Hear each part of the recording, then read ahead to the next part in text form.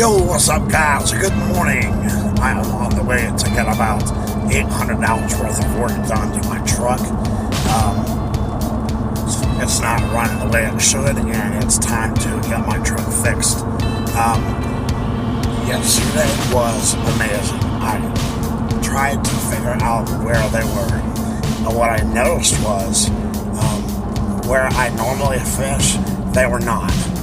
I didn't find any staging on the points, so we worked our way around the shoreline for a while, and then I switched it up and threw on a creature bait that looked like a bluegill and started throwing it around the edge of a pocket that was very calm and shielded from the wind for the most part, and it was a great hour and a half, 2 hours at the most.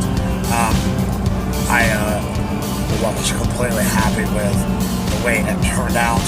So stay tuned while I get my truck fixed. I will be away, but when I get home, there's a great video in store full of tricks and tips that I found yesterday that worked on the fly to develop a pattern and to figure out where the fish were and what they wanted to eat. So have an awesome day.